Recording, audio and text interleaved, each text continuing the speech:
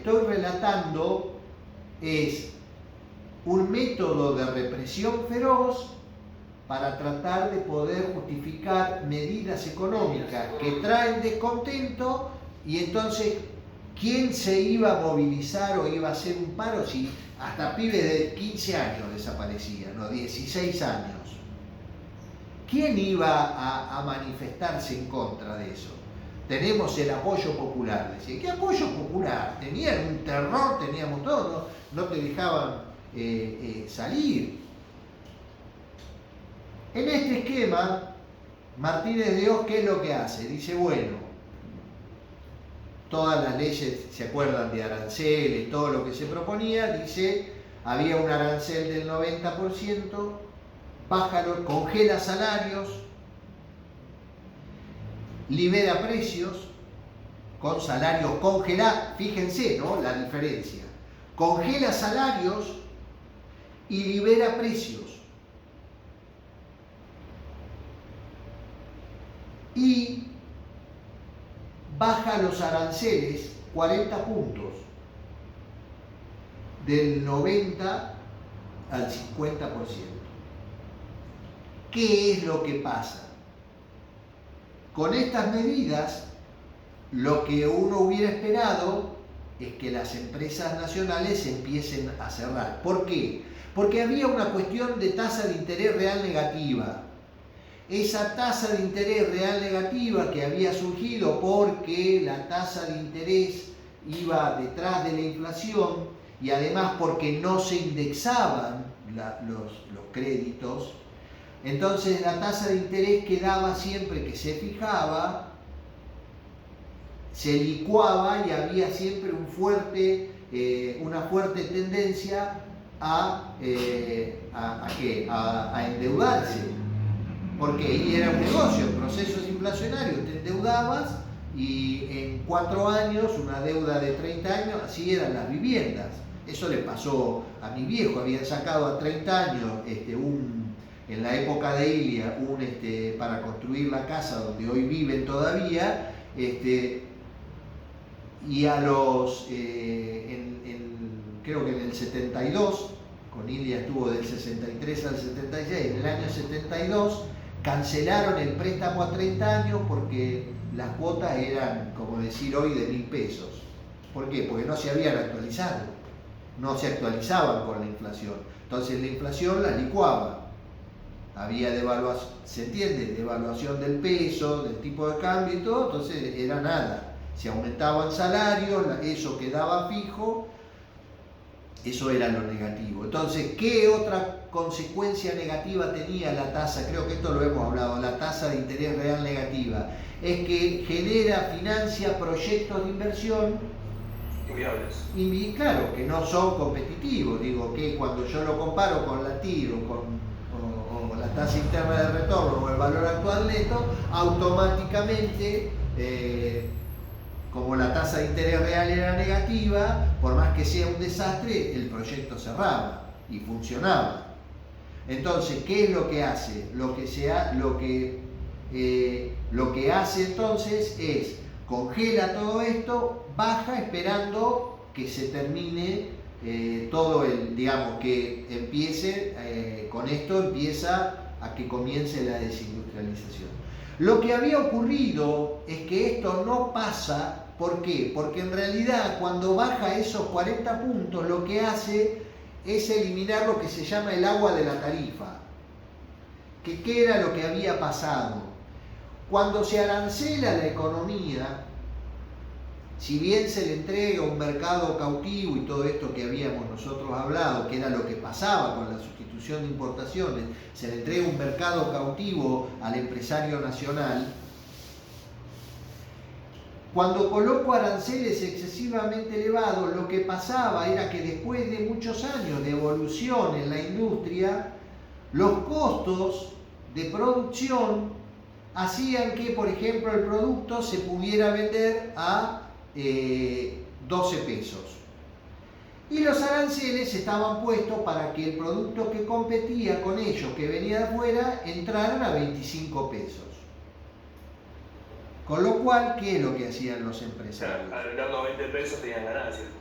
tenían un spread fenomenal de 8 pesos, eso es el agua en la tarifa, en el arancel, digamos, tenían, se apropiaban de un spread, una diferencia fenomenal. Ellos que decían que con esa diferencia podían sostener los aumentos salariales sin trasladar a precio. Mentira, porque ellos trasladaban a precio y por eso había inflación. Cuando se elimina esto, lo único que hacen es dejarlo, digamos, que pueda competir de alguna manera con los productos que venían, o con encima una protección un poquito más alta. Digamos, le eliminan el spread y sigue siendo la economía todavía propicia para que esas empresas puedan producir. Cerraban aquellas que más chicas comenzaban a cerrar. Con esto, ¿qué es lo que ocurre? Hay una segunda fase que es la que viene después, que es la ley de entidades financieras. Se vuelve a modificar la que había establecido el peronismo, se cambia la ley de entidades financieras, se libera la tasa de interés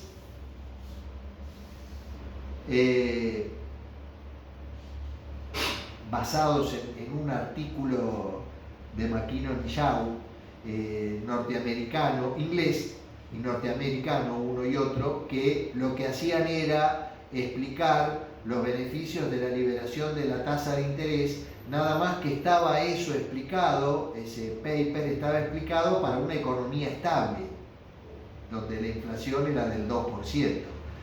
Esto lo aplican en una economía con inflación, porque la inflación no se detuvo. De hecho, en el año 76 Martínez Dios vuelve a la devaluación que ya había hecho Rodrigo en el año 75. Él vuelve a devaluar el tipo de cambio y congela los salarios y deja que los precios suban, con lo cual la devaluación ¿qué pasó? ¿Me congelé? Sí, igual se lo escucho.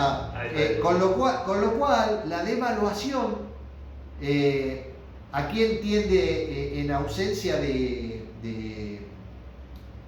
¿cómo es que se llama? De retenciones? ¿A quién beneficia?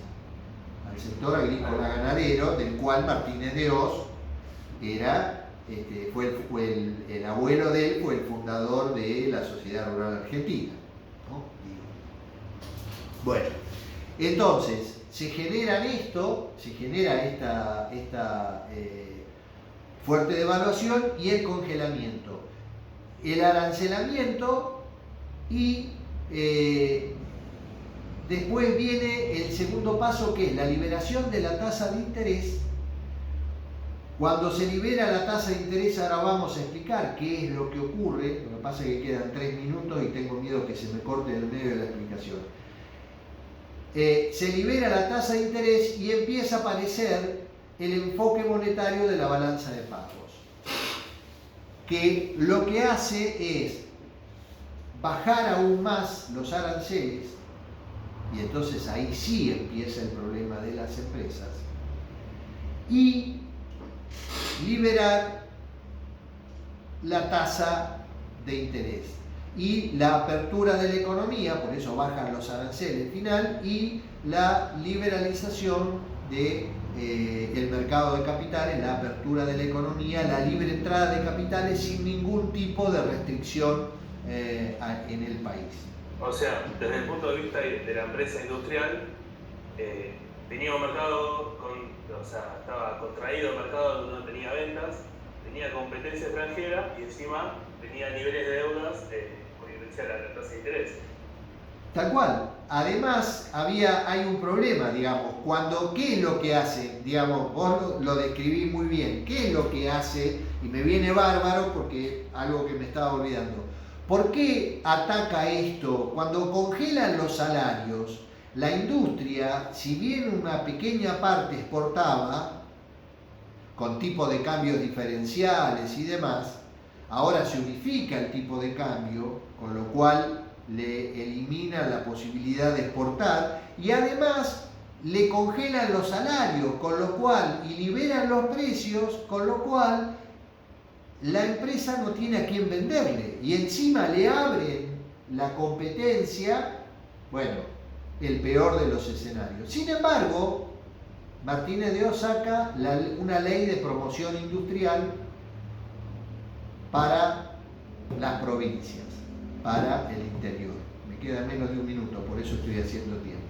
Y entonces, ahí dice, la llamada finalizará pronto. Termina entonces con la liberación, y ahora quiero, si no cortamos ahora y arrancamos directamente con el otro, ¿les parece? Así no me corta ahí está, bueno.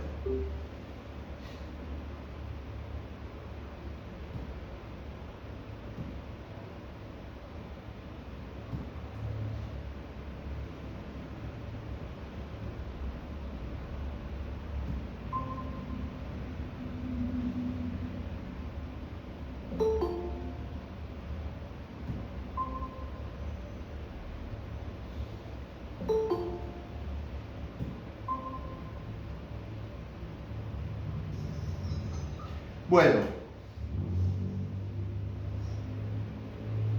Carlos, ¿me das 2 minutos de baño? Sí. Si no, bueno, espero, dale. Así que bueno, después en todo caso la repito. Te tomo, ¿qué era usted? No, porque sí, lo que pasa es que tampoco está... Está Rodrigo. Claro. Está Rodrigo. Bueno, y voy a tener que acelerar porque si no, no vamos a terminar más. Lo único que después les quiero pedir es que de todos los temas preparen para el día de que yo les pase la nota, no les voy a tomar al final como habíamos quedado, preparen un trabajo como para que yo lo que voy a hacer cuando ustedes me entregan ese trabajo, les paso la nota y les puedo poner que fue oral y escrito. ¿Se entiende esto? Digo, Rodrigo, lo que estaba comentando es que yo paso, entre hoy y mañana, paso las notas de la cursada. Sí. Para el final, no sé cuándo van ustedes a presentarse. Si ustedes se presentan ahora en julio, lo que les pido es que armen de todas las exposiciones que hicieron, elijan un tema por separado y hagan un trabajo de, no sé, qué sé yo, 8, 9 o 10 páginas, a modo de que yo lo pueda, cuando les paso la nota en el final, porque va a haber gente rindiendo, lo que hacemos es, yo los paso como que ustedes presentan un trabajo teórico o un trabajo escrito y después la defensa es el oral. Entonces yo pongo la nota oral y escrita. Normalmente siempre lo tomo escrito y entonces pongo nota escrita. En el caso de ustedes va a ser oral y escrito, así tengo porque si lo tengo que pasar como escrito, ¿qué tengo escrito de ustedes? ¿Qué pongo? ¿Qué entrego después a la facultad? ¿Se entiende? Sí, sí. O sea, sería un trabajo escrito con defensa oral. No van a hacer la defensa. Yo lo voy a pasar como eso. El trabajo traten de que tenga cierto rigor, porque yo ese trabajo lo voy a entregar después, lo voy a dejar, digamos, como... Sí, lo que les decía es que para el final, sí, que no es tu caso, ahora te explico por qué no es tu caso, porque la nota que yo te pongo se promedia con la que te pone Santiago en la parte bancaria, porque lo tuyo es economía industrial, bancaria y financiera. Ajá. Entonces, yo con Santiago, por más que sea el director de la carrera, no tengo problema porque fue alumno mío y tengo mucha confianza con él, entonces le digo, mira, él ya está aprobado en la parte mía. Entonces lo único que va a rendir va a ser la parte Porque yo le voy a decir que vos presentaste un trabajo igual que el resto y que con eso estás...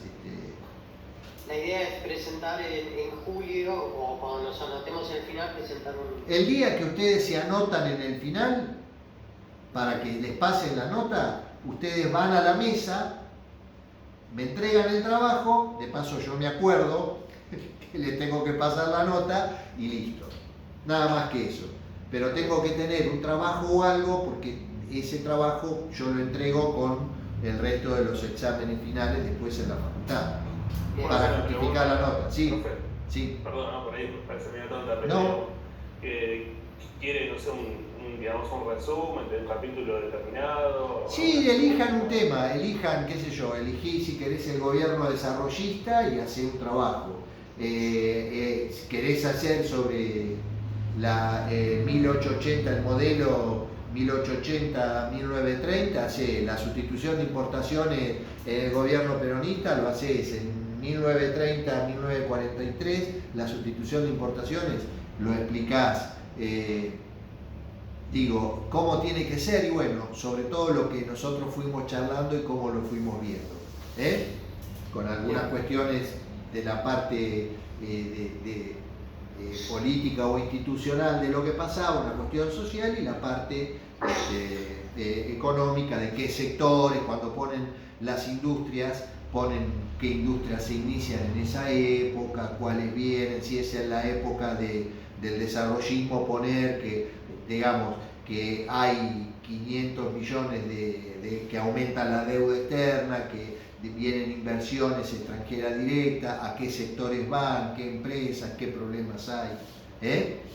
Todo lo que estuvimos charlando acá, yo le voy a pegar una leída para ver que no haya ningún horror, digamos, y después eso queda en la facultad y listo. No, yo le preguntaba esto porque después no quería que usted diga, no, bueno, tampoco queríamos un resumen o algo así, no, por eso, más que nada. No, es como una especie de trabajo práctico, en el que vos agarrás y desarrollás, no me hagas un resumen siguiendo el orden.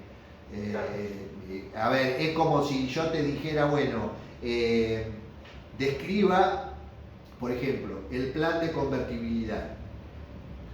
Qué medidas, cómo afecta, cuáles son las medidas macroeconómicas, cómo estas, qué buscaban esas medidas macroeconómicas y cómo estas medidas afectan a el sector industrial, qué es lo que genera. Entonces, profe, sí. por ejemplo, perdón que le interrumpa. No. Por ejemplo, la ley de inversión extranjera, Sí. que se tocó en varios periodos, ¿sí? Por ejemplo, la podés enfocar. Puedo utilizar eso, desarrollo en los periodos y puedo hacer un comparativo. Sería genial.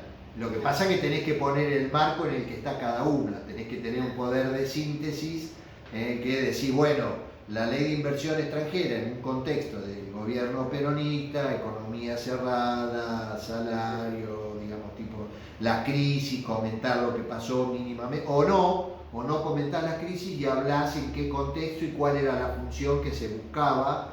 Por ahí la función era la misma, lo que ocurría era que cuáles eran los efectos que generaba una y otra, y por ahí En diferentes contextos. En diferentes contextos, y por ahí fijar cómo eso afectaba, digamos, después o afectó, si podés encontrar algún dato bárbaro, a la balanza de pago y demás. ¿Cita bibliográfica? Si ustedes quieren, después déjenme los mails y yo si quieren les dejo, tengo alguna bibliografía. Si pregunto si lo plasmamos en el trabajo como un anexo o no. Sí, también. Poné, buscad, qué sé yo. Sí, todo esto es perfecto. Bien, profe. Bueno, vos en todo caso también presentá el trabajo y yo lo que le voy a decir a Santiago que ese trabajo es la nota final tuya por la cual es la cosa. Pedro, entonces vos tenés, lo único que rendís después es la parte de él, que no sé cómo la rinden y eso. No sé si presentan un trabajo, si le hace un cuestionario No, trabajo no, es examen final. Bueno. Sí. Ya rendimos el otro día el parcial. ¿Te acordás que te había dicho que no estaba inseguro, pero al final aprobé? Bueno, eso es lo importante. Sí. Así que bueno, ya tenés la cursada, te queda rendir el final y listo. Claro. El día que vos rindas el final y apruebes, yo automáticamente le paso la nota a él tuya. Y listo. Pero te llevo el trabajo junto con los chicos. Sí, déjamelo como para que yo le dé a él, digamos, le diga a él, mira, está este trabajo, que es lo hago por una cuestión formal. La verdad que él a mí no me lo va a pedir, porque esto es así, yo le digo cuál es la nota y ya está.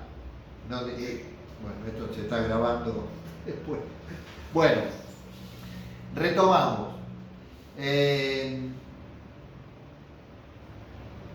¿Por qué, digamos, cuál es el problema de la liberación de la tasa de interés? Lo que se decía era que la tasa de interés inicialmente, lo que se establecía era que estas medidas económicas lo que iba a tender es generar, a disminuir, porque lo que hacía eran, además, acompañaba al programa políticas monetarias contractivas, ¿sí?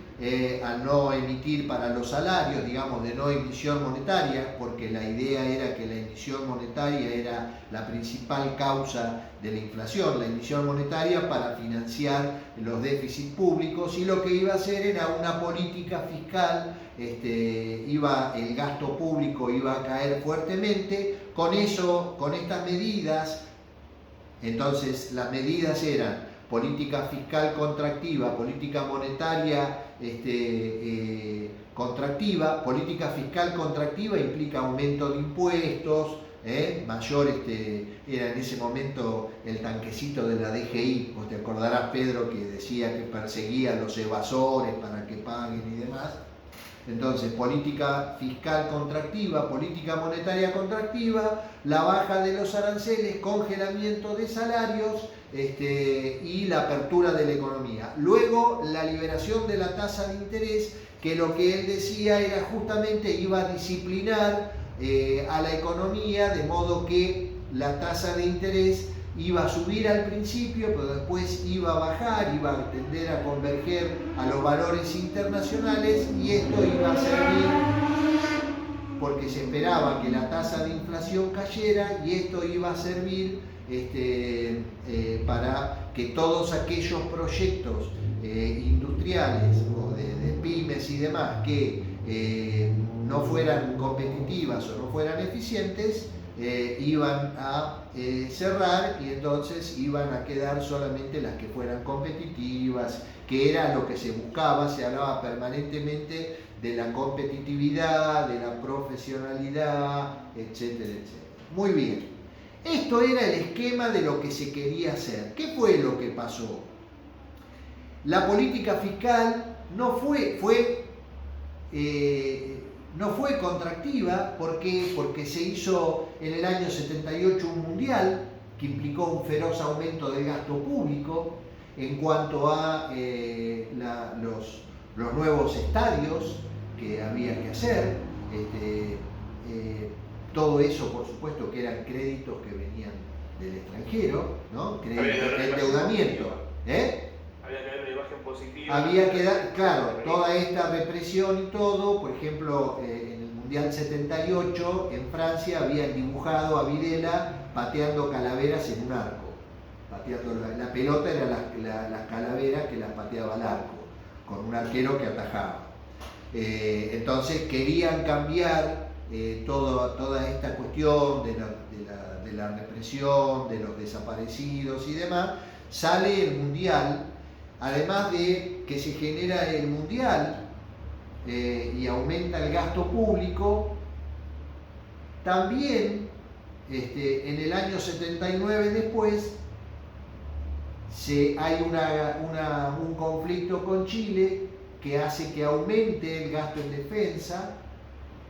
Algunos dicen que hasta hubo muertos entre Chile y Argentina, que hubo escaramuzas que finalmente no llegaron a más, pero todo esto hizo, digamos, no se pudo disminuir el gasto público privatizando empresas, Martínez de Oz quiso hacerlo, pero lo que quería privatizar eran todas las empresas militares.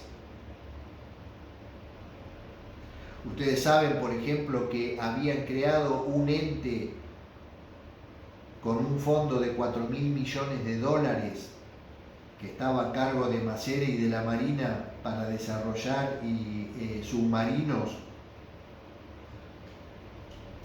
El fondo estuvo, la plata desapareció y la Argentina nunca desarrolló ni produjo ningún submarino. Bueno, digamos, eso es gasto público, ¿no? Que con endeudamiento. Pero no solamente eso, sino que, digo, no hubo una política fiscal contractiva en cuanto a reducción del gasto público, porque no se privatizaron, porque se quería privatizar las empresas, la aeronáutica que producía aviones, fabricaciones militares, se quería privatizar también lo de los tanques y dicen que hay un comentario donde cuando Martínez de Oz le hace este planteo a Videla, dice: ¿usted qué quiere? ¿Que mis camaradas de armas me fusilen? Como diciendo, privatizar todo lo que quiera, pero eso es con lo que se mantenían ellos ocupados. Bueno, creo que lo único que se privatizó fue Segma o algo de Segma, ¿no? La CADE, creo, o algo de eso, no sé si se llegó a privatizar en esa época. Bueno, en definitiva, ¿por qué explico esto? Porque la inflación no cede, sino que aumenta. Y el problema es que ellos lo que suponían era que con estas medidas económicas iba a haber una caída tendencial de la inflación. En el esquema de la política fiscal restrictiva, política monetaria contractiva, congelamiento de salarios, baja de aranceles, apertura de la economía, la inflación iba a caer, de disminución del déficit público, la inflación caía, la liberación de la tasa de interés iba a hacer que baje, disciplinaba a todo, iba a ser competitivo al sector productivo nacional, y con eso se esperaba, digamos, que la Argentina fuera un país industrial pujante. ¿Por qué? Porque se dicta una ley de promoción industrial que lo que tendía a hacer era favorecer la producción industrial, y a esa sí se la protegía, que era de toda la producción de insumos intermedios que tenía poco valor agregado y que además tenía una fuerte demanda internacional. ¿Sí? Entonces, las petroquímicas, la celulosa de papel, los plásticos, digamos, todo ese sector, el tolueno, el benceno, todo ese sector que era fuertemente demandado por el sector externo, es lo que se protege. El problema es que tenía un bajo valor internacional. Muy bien. ¿Qué es lo que ocurre? La inflación, ¿por qué la tasa de interés iba a caer? Porque en realidad la tasa de interés sigue a la tasa de inflación. ¿Por qué sigue a la tasa de inflación? La tasa de inflación sube y la tasa de interés la sigue. ¿Por qué? Porque la ganancia de los banqueros, fundamental y básica, está dada en la diferencia de tasas de interés que cobran entre la tasa de interés que pagan por el depósito de dinero y la que cobran por prestar ese dinero. Obviamente es más alta la tasa por la que prestan dinero que la que pagan por el dinero que reciben, por los depósitos. ¿Se entiende? Esa diferencia es la tasa de ganancia de los bancos. Si la tasa de inflación sube, la tasa de interés tiene que subir. ¿Por qué? Y porque si yo no sigo a la tasa de interés, a la inflación, el interés que pago es negativo frente a la inflación. Entonces tiene que acompañar a la inflación. Si yo libero la tasa de interés, ¿entiende? Automáticamente, si la inflación sube, la tasa de interés tiene que subir. ¿Por qué? Porque si no, nadie me va a poner plata en el banco. Entonces, ¿qué hago? Y aumento lo que pago por los depósitos, pero también cobro más por lo que presto.